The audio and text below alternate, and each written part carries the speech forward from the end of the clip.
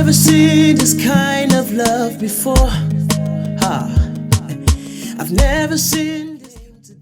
My name is Hannah Tamara Karibi Oluwatosin Dogubo, aka Fragile Dogubo. I am on the spotlight of peculiar moments, and this is my impact story. So I started poetry in 2016 during my service here in Abia State, and it has been a relatively smooth journey. Not, absolutely not. Now, people get the idea that being a spoken word poet is just a breeze, but for me, it hasn't, especially for a craft that is growing in Nigeria. And being a girl, of course. I've been in several competitions, 3 actually, not so much.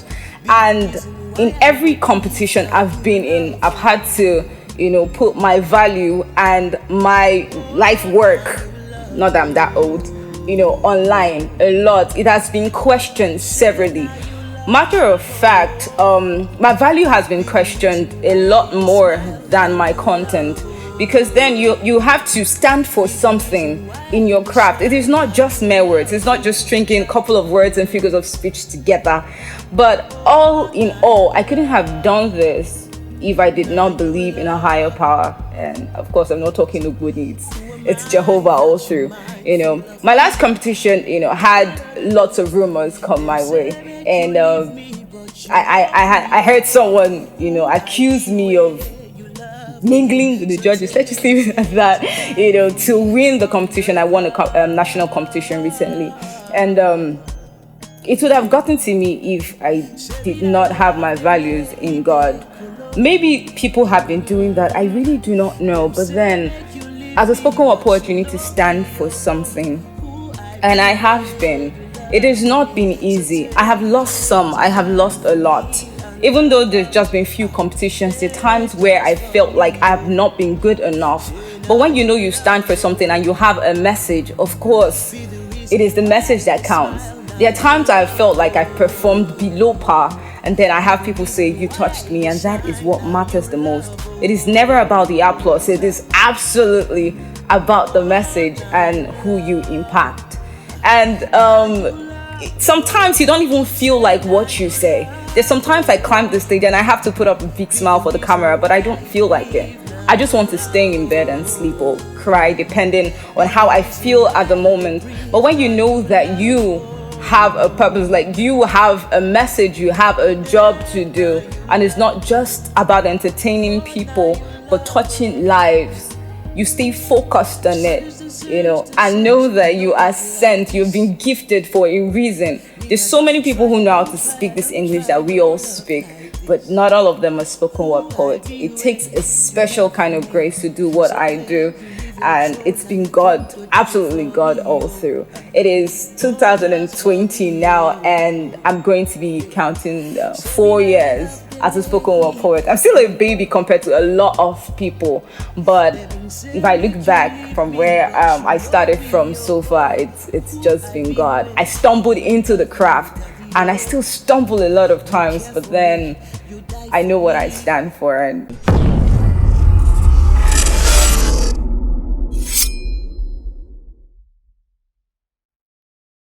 she flips through the banknotes like the pages of the holy word. Now she be the small girl with a big God, carefully counting her blessings. These blessings you see are results of the time spent on her knees, face to face with pot bellies. In between hairy thighs is a confession booth. She is religious in every way, puts her hair back in a ponytail, bows her head to pray, begins to speak in tongues. Men shudder under her ministration as she gets drunk on rivers of living water.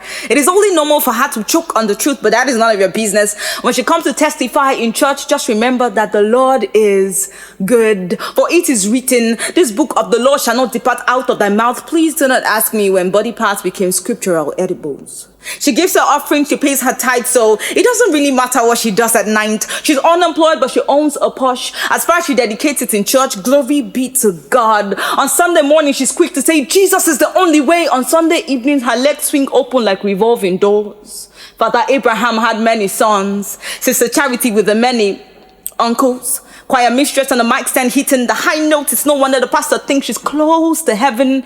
She's well traveled. The burden of the missionary evident on her camel. told she's well traveled.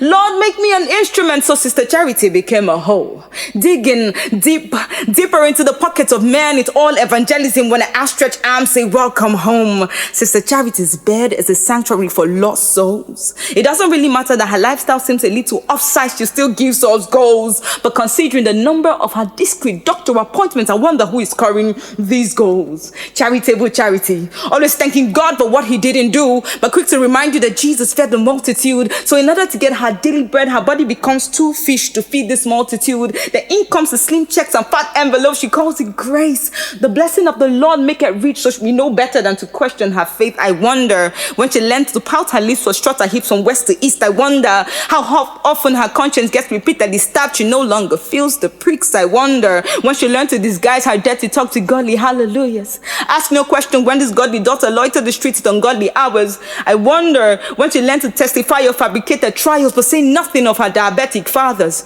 Those men who lift her skirts in search of something sweet. With bald heads like magic lamps, she rubs them, makes her wish those diabetic fathers. I wonder when she mastered the art of motivational speech and biblical quotes, but behind closed doors offer herself for pieces of paper accompanied by sweaty bodies and calligraphic strokes. Look, I'm not here to be judge or jury.